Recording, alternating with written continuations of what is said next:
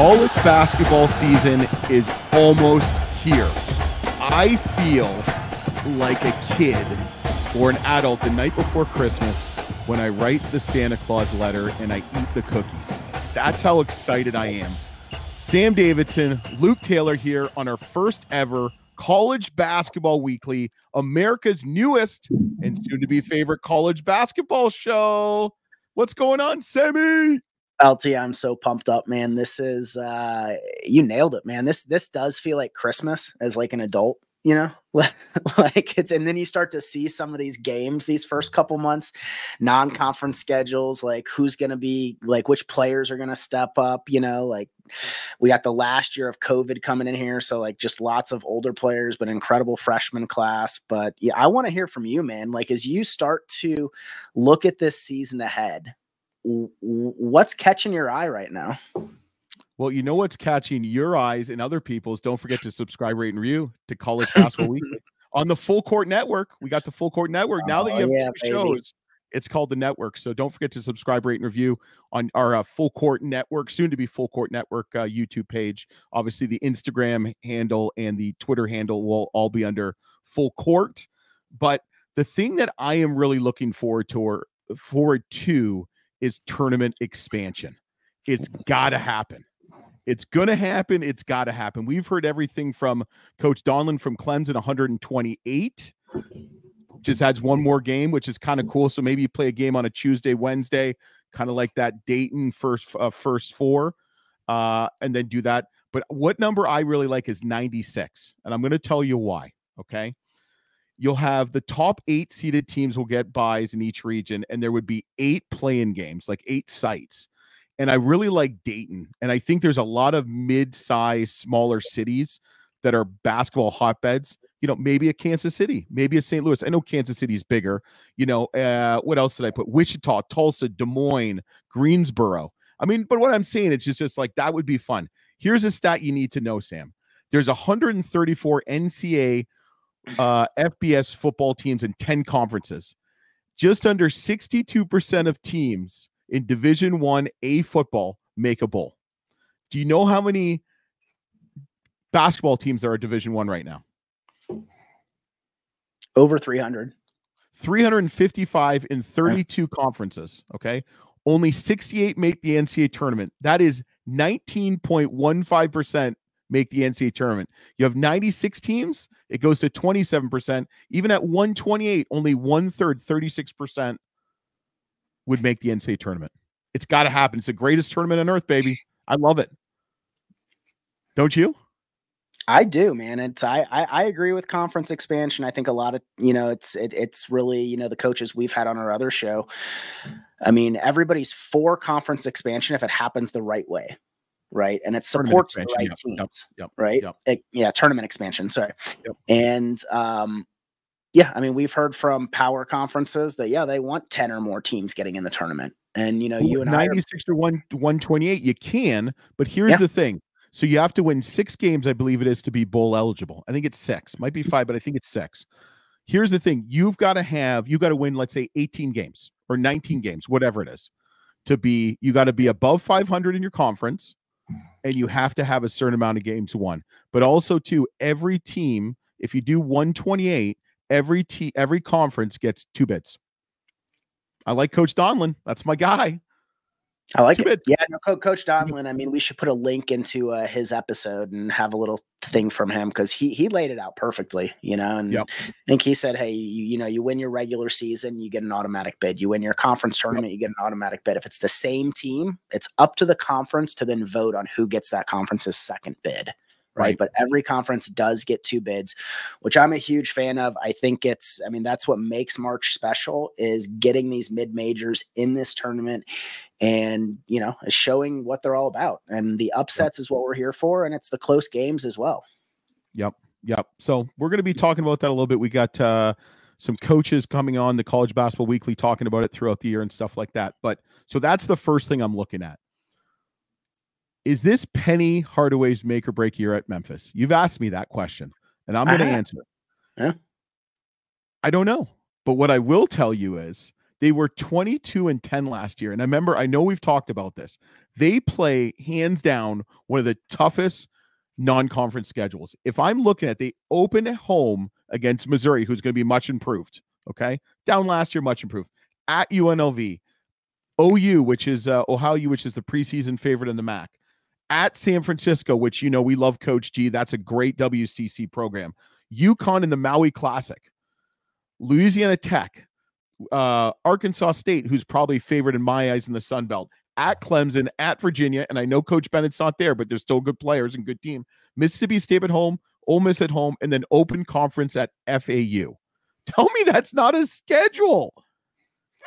Yeah, that's a hard one to beat this year. I mean, we've looked at a lot of non-conference schedules, and I mean, Penny is stepping up this year, and he's gotten a lot of flack. How he ended the season last year, they were at one point in the top 25, and then they had a rough kind of 10-15 game stretch, and then some things that happened over the summer, and I'm a big Penny fan. I know you are as well. Do you think the pressure is higher this year than it's ever been on him? I think so. I like the moves he made. He brought in Mike Davis, who's a tenured veteran coach. I mean, I know he didn't have much success at University of Detroit Mercy. And then he brought in someone else, Nolan Smith, who is a stud, was a great player at Duke, but a stud recruiter. But I will tell you, don't sleep on this. Memphis might have one of the most talented backcourts in the nation. They brought in PJ Haggerty from Tulsa, sophomore, who was just a dynamo. And then what I like is he brought in Tyrese Hunter from Texas/Iowa State. Tyrese Hunter might be the only player in NCAA history to go with 3 teams to the Sweet 16, 3 separate teams. He made to the Sweet 16 with both Texas and Iowa State and also the Final 8. But I like the guys he brought in. Dane from Illinois. I mean, Kobe Rogers, he got from Wichita State, 16.4 points per game. I think Penny went back to the drawing board, put together a staff, and put together a roster that's going to actually do something this year. Love it. So I love Memphis. Memphis. Is there anybody else? You want to know the third one I'm looking at? What are you looking at, LC? Arkansas. Ooh. You know what's right beside Memphis? Arkansas. I am buying Arkansas. I'm going to tell you why. In 2009, 2010, John Calipari's first year, what was their record? I don't know. I know he's known for having really good first seasons with new programs for the most part. Connecticut, not Connecticut. Kentucky was the one, 35-3, lost to West Virginia. Okay. But I'm going to tell you, fresh start. He's one of the most respected coaches, as you know. We've had many discussions with many coaches about how great a guy Coach Cal is. I think he's figured it out. He always went young, but I watched the exhibition. Just because they won an exhibition against Kansas doesn't mean crap to me. But I will tell you, he is putting together a roster of not just youth. He's bringing in ball players, know his system. Jonell Davis, I think, is going to have a breakout year from FAU. You got Boogie Flan, who's just a stud freshman. You got Adu Thero, who is the first person. I asked all his teammates, who's the first person Coach Cal is going to yell at? Adu Thero, and he came from Kentucky. You got Trevon Brazil from Missouri. DJ Wagner's a stud. I mean, the list goes on. But the one guy that's hurt that's going to be back is Joseph Adu from Tennessee. I think he's got a guy that's going to be a rim protector, and I'm excited about Arkansas. What do you think about Arkansas? I like it. Our other show and having all those coaches on our show, it's really opened my eyes just how respected Coach Cal was. I think that the national media has always portrayed him as like a villain type character in the NCAA. But the fact is, he is loved, just how he gives back to the game. And, you could see this, and he's a CEO. That's what I'm going to call him. Right. And sometimes CEOs move through, Fortune 500 companies, like a Kentucky. And they just their welcome is no longer there, right? Because they had 1 or 2 or 3 bad years, but that doesn't mean that they're not one of the best CEOs in the country. And Arkansas, man, they are going to be a team to look out for. I do think that they're going to be vulnerable early on the season as some of these players learn to play with each other. We have seen that from Coach Cal the past couple of years. It does take him several months to kind of get his system under star players who are used to being the guy on the court. Now there's only one basketball, as you like to say, LT. So it's like, I do think there's going to be a 1 or 2 month kind of transition process for them to kind of figure out what kind of team this is going to be this year. But I would definitely be picking them to enter the second week of the tournament this year. Yeah, I would agree with you. So we actually were joined by Jackson Collier, who is an Arkansas basketball recruiting and analysis for Arkansas Rivals. He's simply known as JC Hoops on Twitter. He actually joined us. He is a host just like us on the Hardwood Hogs podcast. He came in, joined us for about 10, 12 minutes to talk about, Coach Cal, Arkansas, what the fans are feeling, and just a really cool perspective. So let's talk to JC Hoops, aka Jackson Collier. All right, Sam, we're talking a little Razorback basketball with Jackson Collier from Hardwood Hogs Podcast and the Arkansas basketball recruiting and analysis for ArkansasRivals.com. Jackson, we're really excited to have you on College Basketball Weekly.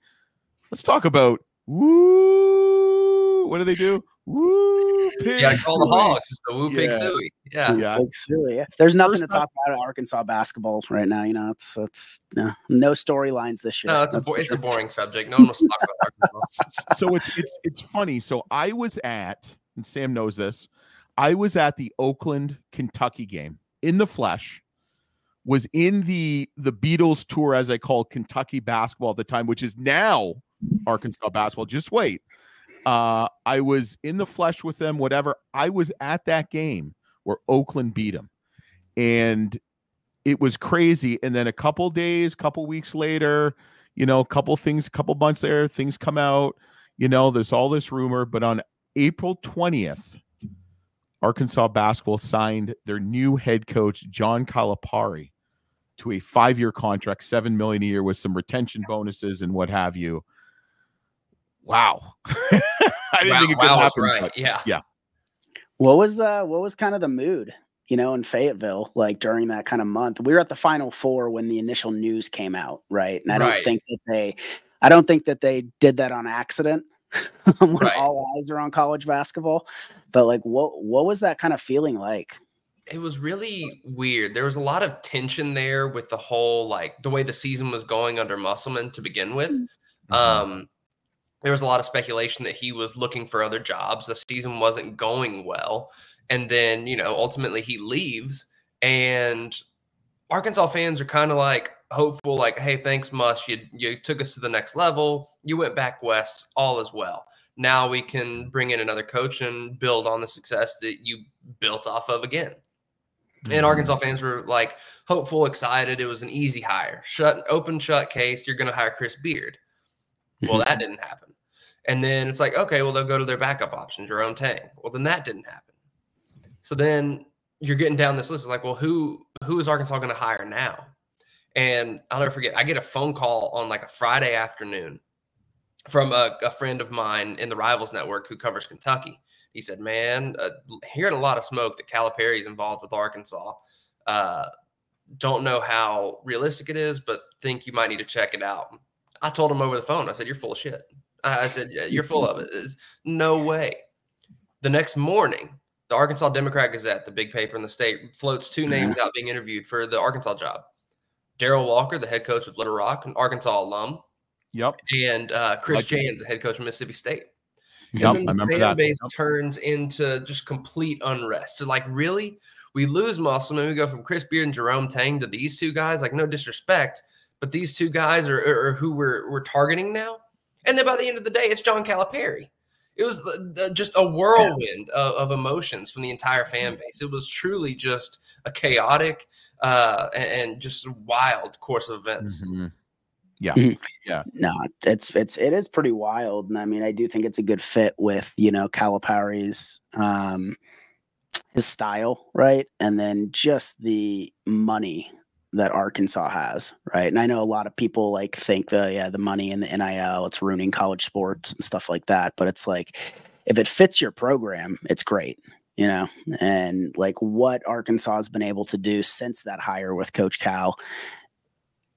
There's, you know, they dominated the transfer portal. Them and maybe two other schools are up there in that top 3. And so what's your feeling kind of on the roster that's been put together? Because it's all new faces, right? But at the same time, they're all 5-star recruits, right? Yeah, no, I think he really did a good job of putting this roster together. You have some mix of some veteran pieces. You bring in SEC all defensive team Jonas Adu. You bring in All-American in John L. Davis. Then you bring in guys from Kentucky who knew the system. So you have DJ Wagner, who was there just a year, but still knows the system. Ball player. Piero, who was there for 2 years, knows the system. Zvonimir Visic knows the system, just there a year, but he's looking to get healthy. Did you know how to pronounce his name before this last season? No. You did a pretty good job there. I'm going to give you that. You did a great job. Hey, I appreciate that. It's one of those things where, you know, better than us. Whenever he came on the scene last year for Kentucky, I was like, oh, it's Z. Right. Yeah. It's just Z. But no, I like the roster. You know, I do think as talented as the group is, I think there is a little bit of a reliance on the freshmen to produce right away, especially if you're looking for perimeter shooting. The only real true proven perimeter shooting threat you have as far as like a high volume guy is John L. Davis. He's the only one that shoots a high percentage at a high clip. Especially at this level. So you're going to need guys like Carter Knox and Boogie Flan to be able to produce right away if you want to keep the floor spaced. Trevor Brazile, you know, he was able to space the floor really his whole college career, but he hadn't been able to put together a full season yet, really. So that's another variable there too. Same with Z. And, you know, I think it's a good roster. I like the pieces. I am a little skeptical of doing the whole like 9 real scholarship kind of thing. But, you know, I'm not in a position yet to question Calipari's motives and methodology. Yeah. Are Arkansas fans ready for the show? Because I don't think you understand I mean, I have never seen in my life the media that comes along, or the Beatles, as I call it, comes along. The guy's a rock star. Like, I mean, it's crazy. Yeah, no, I think Arkansas fans are definitely like preparing for it, but I don't know if they can ever like fully prepare for it.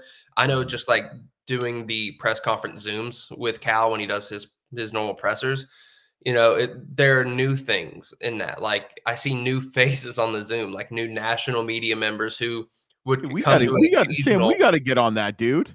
I know, right? I know. Oh God, that's ridiculous. Why aren't we invited? Okay, here nor there. Keep going.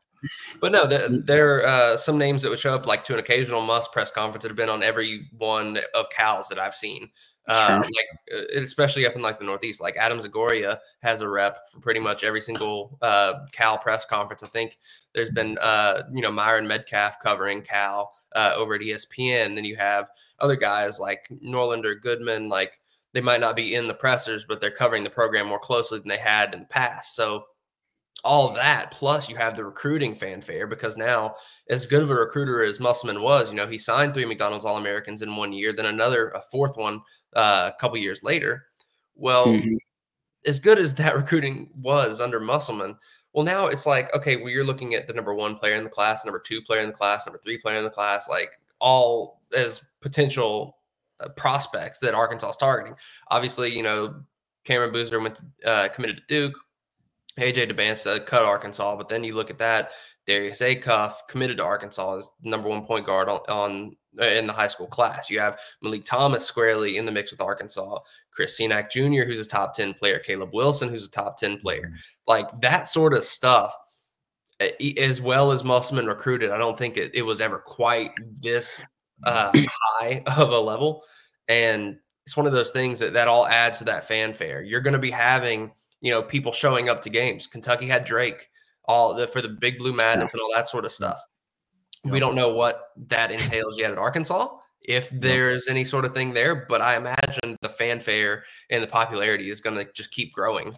It's just wild. And it's like you're always almost guaranteed 1 top 5 McDonald's All-American to join Cal, and then like always 2 to 3 top 10 McDonald's All-Americans like in each year. And it's, you know, the one thing I've learned, Luke, I mean, we've interviewed 80 to 85 head coaches around the country, you know, the past several months. And whenever Coach Cal's name gets brought up, the amount of respect he has with his peers is just off the charts.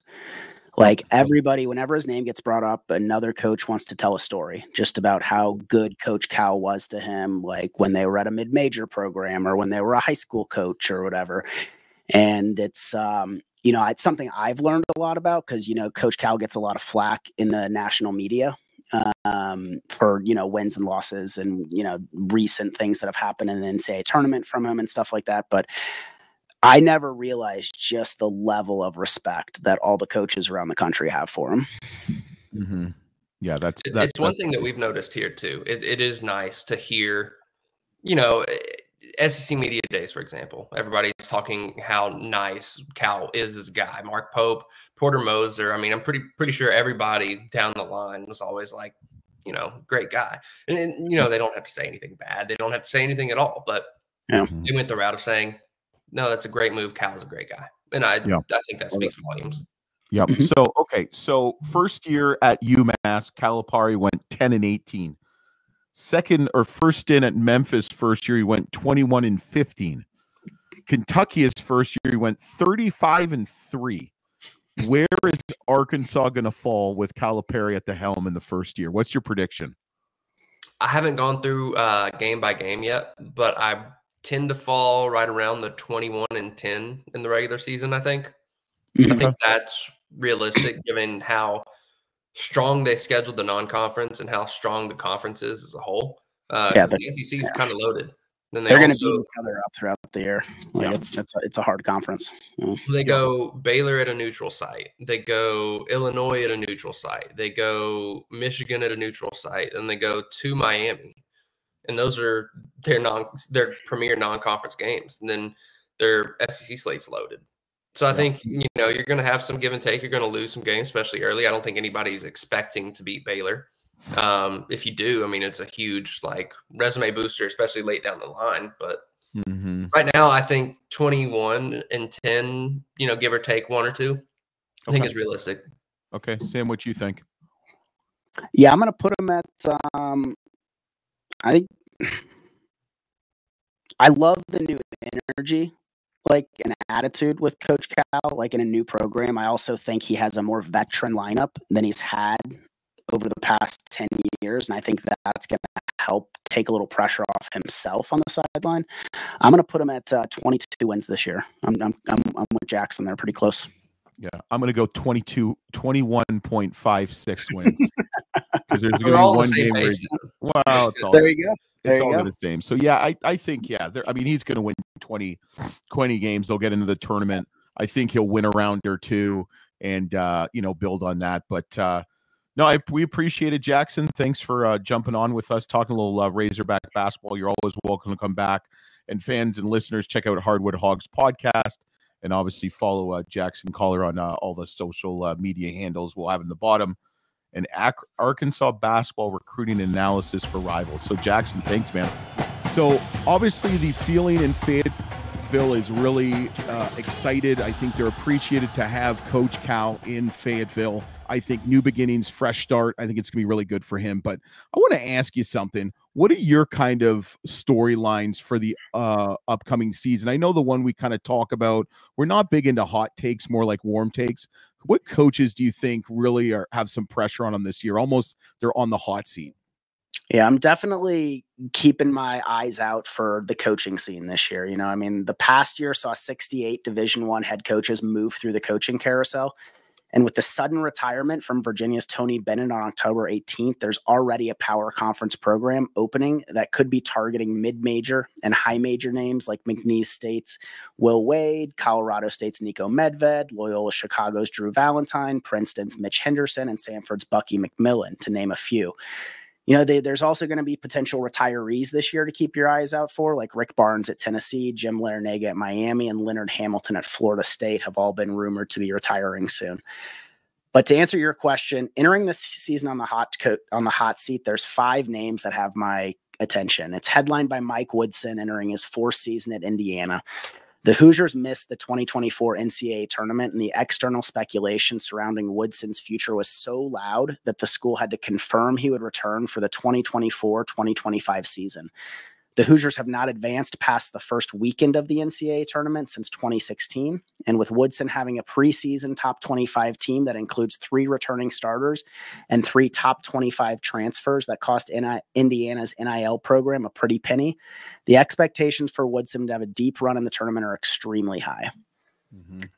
Next up, well, I hate to admit it, is 2-time All-American Bobby Hurley at Arizona State. I hate it. That hurts you. That hurts you. That kills you in the core. It does, man. It does. But the Sun Devils have missed the NCAA tournament in 3 of the past 4 seasons and have yet to win an NCAA tournament game since Hurley arrived in Tempe in 2015. They're one of the new kids on the block and perhaps the deepest conference in the country. And after this season, he'll have only 1 year left on his contract, which makes it really attractive for ASU to move on if they don't perform. Mm-hmm. So he's got a couple top 25 recruits in Jaden Quintons and Josan Sannon. But if they don't win a game in the big dance this year, I just don't see him returning next year. Well, he's got to get to the big dance. And I think, are you low on him because of their performance in the scrimmage exhibition? Man, they lost by 50 something points. Oh, no, it wasn't that much. Was it that much? Yeah. It's no. Yeah. No, for sure. They lost by 56 points. Okay. 103-47 was the final score against Duke. Okay. He was on everybody's hot seat list before that game. And then after I saw that, I'm like, I don't know, man. Like, I mean, they're in the Big 12 and the Big 10 is just stacked this year. Yep. And, he needs to have a good year. I think he's a good coach, but it needs to, his track record the past, 8-9 years has not been great. So yep. I hope he has a great year. Like I said, I'm a big Hurley fan. Like, I want to see them slapping the floor out there. I want to see some energy. 2 Hurleys doing really well in college basketball is good for college basketball. Yeah. So let's go to the East Coast. What do you think about Coach Neptune at Villanova? Yeah, so Coach Neptune's the big name, like in the Big East as the hot seat, right? He had the unenviable task of replacing Jay Wright in 2022. Legend. How would you like to follow that, right? As a head coach, like what a hard task. But he's had 2 seasons at the helm, and Villanova has missed back-to-back NCAA tournaments for the first time since 2024. If they don't make the tournament this year, I do think Villanova will move forward without Neptune. You think so? You think so? Any other programs you think some players are kind of on the hot seat potentially? Yeah, I mean, the next one up is in the SEC. I think that there's one big name there, and it's Porter Moser. He's entering year 4 at Oklahoma, but is yet to reach an NCAA tournament with the Sooners. He lost 3 key starters last year. Yep. He did reload in the transfer portal and also snagged a top 30 recruit. But, I see Oklahoma finishing towards the bottom of the SEC, and if they don't make the tournament in a very deep SEC that could get 10 or 11 bids, I don't think he's returning next season. Yeah. Then the last name I'm watching is Oregon State's Wayne Tinkle, who's entering his 11th season as the head coach of the Beavers. Oregon State is temporarily a member of the WCC, and they should see more wins this year. But if he doesn't show a dramatic improvement in a weaker conference than the Pac-12 last year, I do think Oregon State's going to move on without him. As they move back to the Pac-12, they're going to want a really strong name in that position.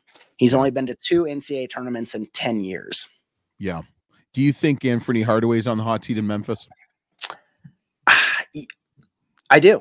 I don't want him to. Like you said, I mean, he had a 22 win season last year in a very good conference. I think where he ended the season didn't represent where they are as a program, right? I mean, they loaded up on NIL dollars at Memphis. And he has a ridiculously good team, a very hard schedule. So I don't really want to judge the first 2 months of his season of where they end up. If they're not ready for conference play, though, I don't know who would be, right? Yeah. So I do think they need to make the tournament with how much investment has gone into the program the past 12 months. Yeah. So let's transition here. Do you think this is the best freshman class in the last decade? I mean, there was some headliners like Cooper Flagg, Ace Bailey, Dylan Harper, Liam McNeely, Derek Queen. I mean, there was just a lot of good freshmen this year. Yeah. I mean, I think the storylines the past year or two have been how old and mature men's basketball is in the NCAA, right? I mean, you have so many 4th and 5th year seniors. You have COVID year. I mean, you have guys who are redshirt years. You have guys who have been in college for 6, 7, some even 8 years. So it's been really hard to see a good freshman class with how just old Division I hoops has been. But this is the best freshman class that we've seen over the past decade, and it is headline. You mentioned names. Prospective #1 NBA draft pick Cooper Flagg at Duke is getting all the attention, and rightfully so. But you got to keep your eyes on the freshman duo at Rutgers. Ace Bailey and Dylan Harper will take this program to the next level, and they both will be lottery picks next year. And then next on my list is Liam McNeely at UConn. As ESPN's #9 recruit, get this. This is the highest ranked prospect Danny Hurley has ever snagged at a high school. and the best recruit in UConn's program since 2011. Come on. Yeah. How crazy is that as they're coming off back-to-back championships? That shows you how good of a coach Hurley is. Do you remember who their top recruit was in 2011? No. Andre Drummond. He was the last. Oh, yeah. He was the last top ESPN recruit that UConn has had in their program. And then finally, get to know the name Derek Queen, LT. At 6'10", he is the best center in this class, and he chose to play at Maryland, which is less than 1 hour from his hometown of Baltimore. He chose to play there because he is going to light it up for Maryland in front of his friends and family this year. The wild thing, Flagg, McNeely, and Queen were all on the same high school team last year at Montverde Academy. Can you imagine going up against that senior class? They went 33-0 last year. Oh my God. That's ridiculous. That's ridiculous. Right? So we both love mid-majors, right? We love upsets. Give me some mid-major early year upset alerts. Yeah, well, I know you and I disagree on this one, but I'm expecting just as many, if not more, early season upsets as we saw last year. I know you're not with me on this, but look out for the Kansas City Roos in November. And I'm going to point out a couple teams here. So we just started a Substack, and LT wrote an article, and it's I think it's part 1 of 3 of mid-majors to look out for. So if you've not subscribed to our Substack, LT is going to provide a link for you, and we'll shout it out. It'll be in the bottom. Yep, it'll be in the bottom. So check it out because we're going to give you guys some great content through that, but look out for the Kansas City Roos in November. 3rd-year coach with the Roos and last season Summit League Coach of the Year, Marvin Menzies. He did one of the best, if not the best job in the mid-majors this offseason with roster retention. Can you imagine how hard it is to retain your roster at the mid-major level when you're doing well? November 11th, they play 5th-ranked Iowa State, which will prepare them to bring home a victory on November 16th against an overrated number 15 in the country, Creighton Blue Jays. I have the Kansas you don't like the Blue Jays. I have the Kansas City Roos beating Creighton on November 16th this year. Keep your eyes out. I'm keeping receipts. Is that the only one you got? No, next on my list, and you're going to love this one, LT. Arkansas Little Rock. Darryl Walker and his knee pads. Yes. Under the guidance of Coach Darryl Walker, they received its first ever preseason top 25 AP vote, and rightfully so. UALR. You are going to hear those initials throughout the year. They have two all-conference players, and they won 21 games last season while taking home the Ohio Valley regular season title. The team returns guard KK Robinson, who is my favorite to win Ohio Valley Conference Player of the Year honors this season. Here's the thing, LT, their schedule. On November 22nd, they play Calipari's Arkansas, who we already talked about, and I said they will be vulnerable. They will be vulnerable early in the season with a completely new roster. And then right after that, November 25th, they play Brad Underwood's Illinois team that does not have a single player on the preseason All Big Ten first or second team lineups. Look out for the Trojans to win one and potentially both of these games. You heard it here first. College Basketball Weekly. And then I do want to shout out a couple more programs who also receive preseason votes for the first time in program history. McNeese State, Grand Canyon, and High Point. Yes, love all those three. Love all those three. And we're actually going to be joined by Nick Lorensen from Mid-Major Madness on Twitter. Great guy. They do a great job at the Mid-Major Madness site on X, as they call our Twitter. So let's talk a little bit of mid-major basketball with Nick Lorensen.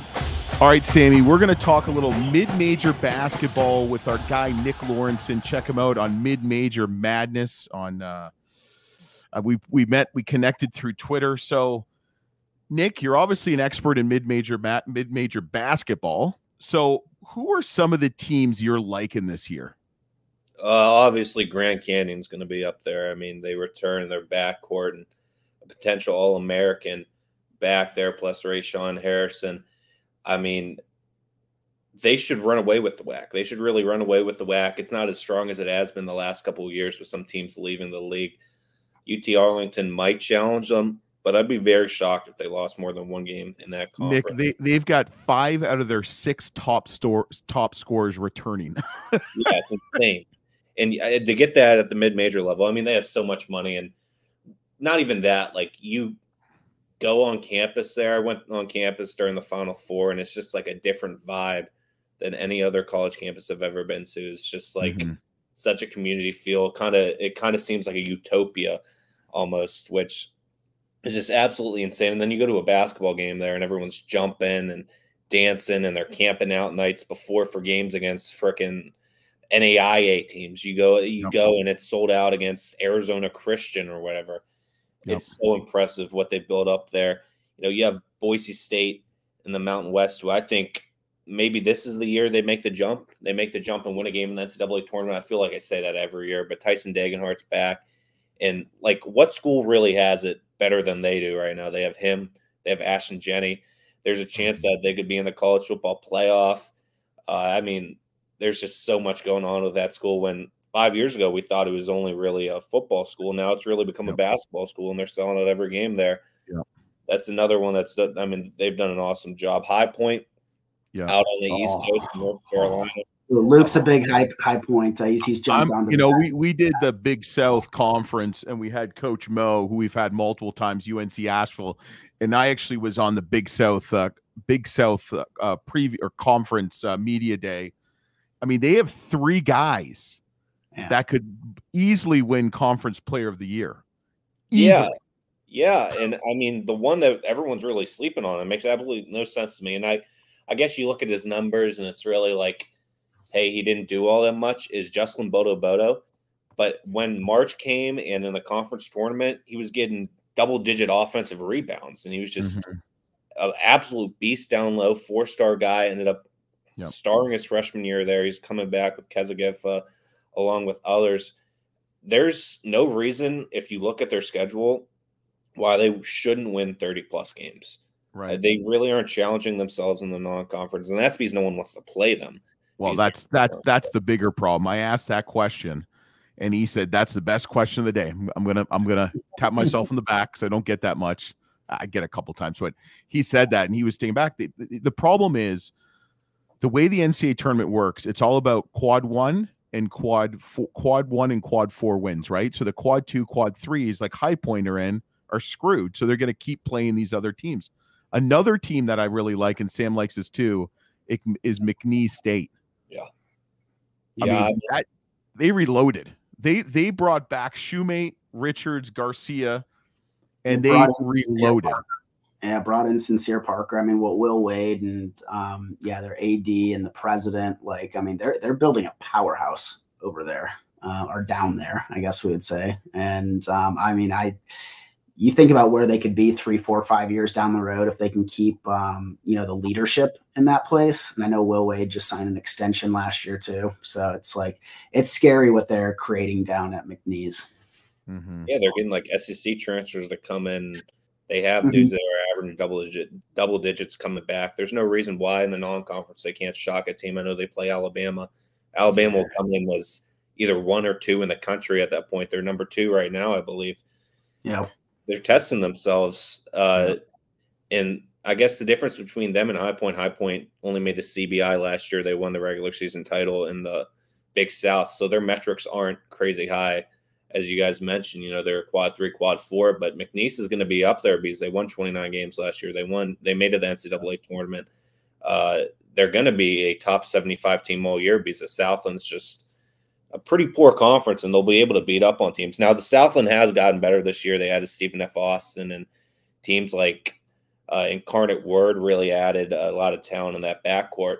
But there's no reason why a team like them should absolutely dominate the league as well.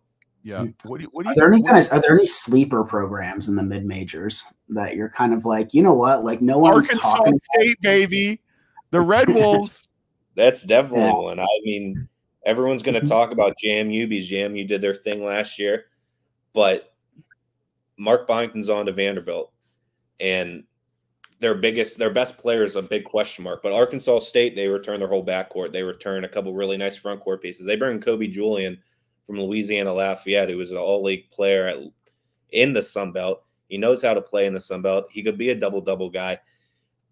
They have awesome energy down there. We saw it in February. They started getting it going, and they made it the CBI, and there's no reason why they can't get it going. I mean, they have that, I guess you could say, Alabama energy with everyone coming over from Nate Oates' staff. Yeah, and Brian Hodgson signed the highest-rated recruit in Red Wolves history in 4-star Josh Hill. So, I mean, they're going to be good. They're going to be damn good, and it's going to be fun when they play Akron on opening night. That's going to be interesting. Yeah, and let's see if they can put up points. That's what it's going to be. And then they play Alabama that Friday. Yeah, nice little homecoming for Hodgson's. I mean, Alabama. I know we're talking mid majors here, but Alabama did a really good job scheduling these southeastern mid majors, and I love seeing that kind of stuff. Yeah, Nate Oates gets it. I mean, he's a mid-major coach through and through. He's at Buffalo and stuff what have you. Nick, what do you think about? And this is going to get Sam really excited because he loves barbecue and he's from one of the greatest cities ever, Kansas City. What do you think about the Roos this year? KC Roos. I love barbecue too, first of all, but I'm a Carolina guy. I went to South Carolina. Barbecue out in Asheville, like a little bit. I forget what it's called. It was maybe 45 minutes outside. And I think about it about once a week. I went to Knoxville last year and I stopped. And I'm like, oh my gosh, it's perfect. There's also an amazing place in Charlotte. But I like the Roos. I picked them to be the favorite in the Summit League. Summit League's a little bit down this year. But, Marvin Menzies is a winner. Marvin Menzies has won at multiple places before. And there's good reason to think that he's going to win there again. They had a good season in his first year last year. They're just on the way up. And in a league like the Summit League, where you usually have South Dakota State dominating, they're young this year. They have UMKC has a little bit of experience, a lot of JUCO guys in that program. This is their chance to take over at the helm and maybe bounce off the Dakota schools. Sam, do you think Jamar Brown likes Gates or the other place? You gotta like Gates, man. Bryant. Yeah, I do. I mean, it's you can pick and choose. Now they have like restaurants that you're just like, I want the beans from this place. I want the meat from this place. I want the sauce from, and so you just get the best of all the worlds, man. Yeah, it's all go to Gates, baby. Gates. Gates is the winner in Kansas City. So Nick, like aside from talking like individual programs, right? Are there mid-major conferences that you have your eye on aside from like the Mountain Wests and kind of like the A10s and stuff like that? Are there any conferences that you're like, you know what, this conference could get 2 bids, this year? Yeah, I mean, we mentioned the High Points, the McNeeses, the Grand Canyons of the world. Those all could get multiple bids. I always hope that the CAA could get back to what they used to be, and it'll be really interesting there at the top of the league this year with UNCW, Charleston, Towson. Towson returns a lot. Charleston has a coach in Chris Mack, who's won at the highest level. UNCW has been one of those sleeper programs for a couple of years now. Their defense has just been absolutely electric. One of those teams has a really strong non-conference. There's a good reason there why one of those teams or one of that league could get multiple bids. Another one's the Ivy League. Princeton is going to be awesome this year. They challenge themselves in the non-conference Yale mid-major programs, but then you have Yale. You have John Poulikitis returning, and you have Bezem Bang, who's the defensive player. Hey, just wait, Nick. Do you see how he said his last name? Poulikitis? Yeah. I always go back and forth. So Sam butchered it in front of Coach Jones. I was laughing because he. I tried. I called him by his first name, and Luke's like, "So how do you say his last name?" And I'm like, "I did my best, man. I did my best." So it's all good. I get it wrong every other time. Yeah, Ivy's going to be good because he got. Princeton. We talked about them a little bit off the air. They're going to be stacked. Yale has probably the best returning core of players, and then you have to watch out for like Brown. Because Brown turned it on at the end of the year. So the Ivy League could get two. The one team that's going to be sneaky, and Sam's going to get annoyed with me, is Bradley with Duke Dean, Zeke Montgomery, and Darius Hannon. Come on, Sam. That backcourt's awesome. Brian Royal has just been winning at an awesome rate over there. I know the verdict's always out on Brian Royal. He has his lovers, he has his haters. But I feel like the league's a little bit down this year. You have a team like maybe Drake who could surprise some people. And, it's crazy saying that Drake could surprise some people, but they have a new head coach and everyone left West Virginia. But, this is really Bradley's year to shine and maybe get, 28 wins and maybe get knocked off in the title game. And that's a 2-bid league. Another league, the WCC is always going to get 2 bids. But I think this could be the year Santa Clara makes NCAA tournament. Yeah, we could have 4 bids. We could have Santa Clara. We could have San Francisco. We could have Washington State even sneak in there. No. David really does a great job. I love all the Eastern Washington guys, electricity, the fast style of offense they play. I'm a big David Riley guy. But I think, honestly, this is the year Santa Clara and Herb Sendek get over the hump. Yeah, it's been a long time coming for him to get back. And you know why? Because he's got Carlos Stewart coming back. We just had him on the show, and he's got Adami Alpha Ball or whatever it is, 14.4. They're a team, and you know what? We just had Coach G. He's a friend of the show, and he might have the best backcourt in the West Coast Conference, maybe even one like in San Francisco has one of the best backcourts in the country. Like when they're playing well. So they're going to be sneaky good this year. Yeah, everyone wants to talk. Todd Golden had him running there, but Chris Gerlofson, he's just continued it. It's not that easy to continue that winning like that. He's winning 20-plus games every year. He was never a head coach before that. His dad was a head coach. He had a little stint as an associate head coach at Hawaii, and he really did a great job there. I'm happy for him. He's a great guy. He's a great guy, and he's doing a great job. Well, Nick, we really appreciate you jumping on with us. We're going to have you back if it so be it. Check out Nick Lorensen. He's also going to be on the sidelines at LaSalle as a graduate manager on the basketball team.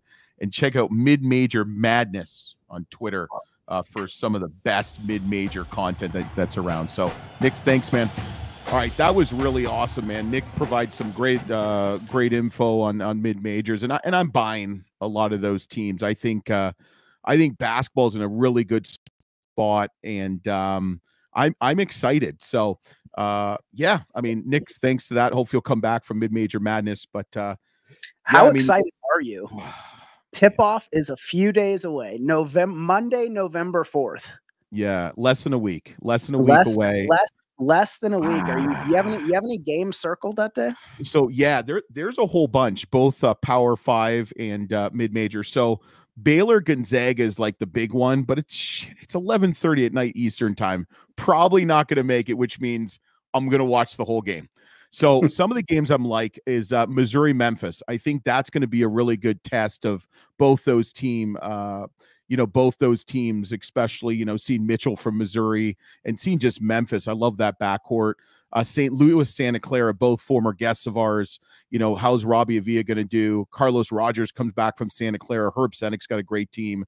The one game that's going to be really sneaky good is Vermont and UAB. You have made the point that the best bet in college basketball is Vermont. Coach Becker's just a star, through and through. TJ Long's back, but UAB, watch out for Coach Kennedy. They're the preseason American Athletic Conference pick.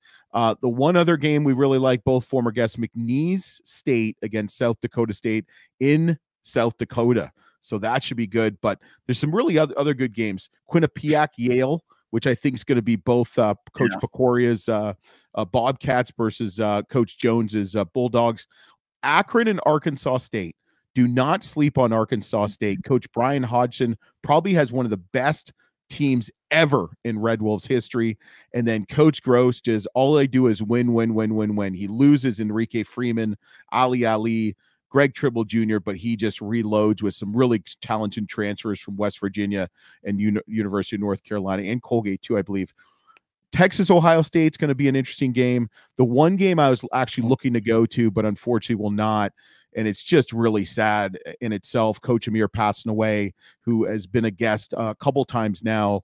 I've got the chance to interview him. South Florida against Florida, and I think that's going to be a magical game for the Bulls. You know, Coach Amir is not going to physically be on the sidelines, but he is going to be in that arena. And watch out for them Bulls. As Coach Amir would say, is go Bulls. You know, and you did a really touching tribute to Coach Amir in our Substack as well. It's been really. I'm going to be honest with you. It's really hit. You know, having 3 kids, and I mean, even if you're a parent of one child, you know, you just. I mean, he was just.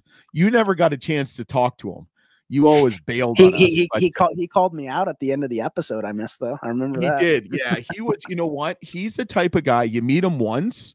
Yeah. Like you just fall in love with them. So really unfortunate. I mean, our thoughts and prayers are obviously with the Abdur Rahim family and especially his wife and 3 kids. And, you know, I reached out to Chad at USF. I mean, just a great guy and just unfortunate. But you know what? Don't sleep on the Bulls. Do not sleep on the Bulls. I mean, he is a leader of fine young men, and I think you're going to see something from USF. And I'm going to make this statement right now, and this is not for clickbait or any crap like that.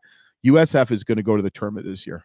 I don't know what they're going to do, but they're going to do. I think these kids are going to show up. So I'm excited for that. But more importantly, who would you say, and not to, that sounds bad, more importantly, but who would you say would be your preseason Final Four picks? Well, I'll tell you mine if you tell me yours. I don't know. Yeah, no, I've thought about it, you know, a little bit here the past week as now we kind of have rosters and schedules and we're kind of. Wait, you know, mine are going to change by the week, right? You can change them by the week. We'll check in mid-season and everything. Okay. But yeah, I mean, for me, March Madness has always been about guard play, right? And I'm picking teams who I think are the best guards this year, who have a good supporting cast. I think Kansas is going to get to the Final Four with DeJuan Harris. I think Harris is highly underrated for how good he can be with a healthy and deep squad, which I think Kansas has this year. So Kansas is my number 1 pick to make the Final Four. My second pick is Alabama and Mark Sears. We saw Mark Sears in the flash last year. He decided to come back for another year. I see them winning the SEC, and winning the SEC is going to prepare them to kind of, I think they're actually going to steamroll into the Elite 8 and then into the Final Four. I think UConn's going to make it back. Like the name Hassan Diarra is going to be the starting point guard for the Huskies. And he was 6th man of the year last year in the Big East. He's been waiting for this opportunity. He's a Queens, New York point guard, which there's just legends. He is going to make this a legendary year for himself as a court general. And then my last pick is North Carolina. I think Hubert Davis has a great team this year. And RJ Davis coming back, he could be the best guard in the country on any given day. I thought he was NBA ready last year. I think so did the NBA. But he came back to make a statement this year. And here's my thing. I have Kansas and North Carolina in the final, a rematch of the 2022 NCAA final, except this year I have North Carolina taking it home. Wow. So I think the SEC is going to get at least 1 team in the Final Four. Okay. I'm between Alabama, Auburn, and Arkansas. Okay. So 2 out of those 3, I think, are going to make the NCAA. Because, I mean, let's be honest, the SEC is probably going to get everybody. You think they're going to get 2 teams in the Final Four? I do. I just, you know, I've never been a huge SEC fan. But after, you know, kind of just investigating, researching, and stuff like that, I mean, the SEC is going to be solid. I don't know if it's the best league in the country. It's either that or the Big 12. I think you're going to have that. I mean, Gonzaga. I think Gonzaga is going to make the Final Four this year. I think this is going to be the year of Coach Few. I mean, he has such a good team coming back. They play such a good non-conference schedule. The WCC is probably one of the best mid-major conferences out there, if not the best. I mean, St. Mary's, Santa Clara, San Francisco. I mean, so they're going to play some really good teams even in conference.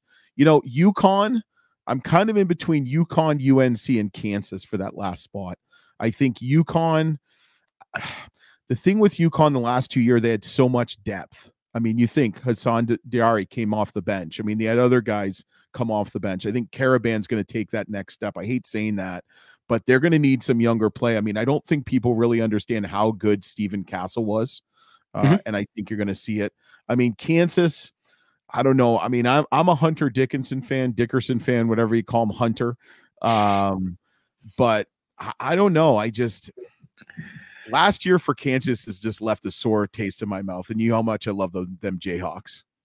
But I like UNC. Duke,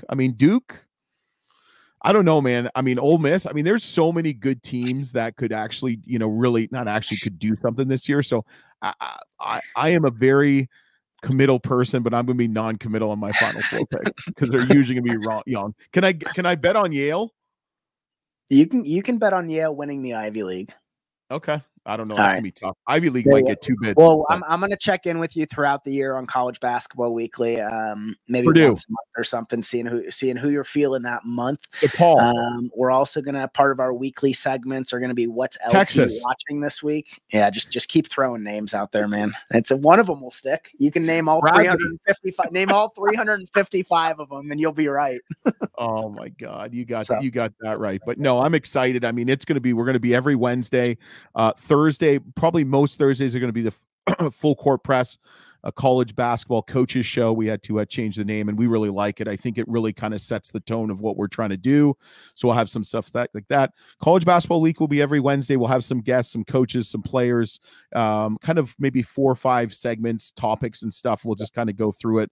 It'll be more like us discussing with you know, other podcasters and what have you, journalists and stuff like that. So don't forget to subscribe, rate, and review to College Basketball Weekly. It's going to be on the Full Court Network YouTube page, which you're watching on right now. So subscribe to that, like and comment. I've put a ton of shorts out. We've put a ton of shorts out. Also too, don't forget about Full Court Press, a college basketball coaches show. Subscribe to that. And then also to our Substack page, we'll have the handle link in there. It's free to subscribe if you want to support us. Sam's going to give some bets, some picks each week because I'm shit at it according to him, and I will admit to that. I know that's not one of my strengths, but I'm excited. You get too emotional with the teams you pick. You're a big lovable guy, and you know if we've interviewed a coach, it's Lehigh. Wyoming for him. Yes. I love the Sundance Wicks, baby. Yeah. He's going to come back on. So don't forget to subscribe, rate, and review. Hey, we have 0 ratings for for College Basketball Weekly. Let's try to get those up and share it. But we'll be back on another College Basketball Weekly. And tomorrow we've got Coach Valentine from Loyola Chicago, which is a really good really good show and stuff like that. So check out the Ramblers, check out Sammy D and I on the College Basketball Weekly, America's newest and soon to be favorite college basketball show.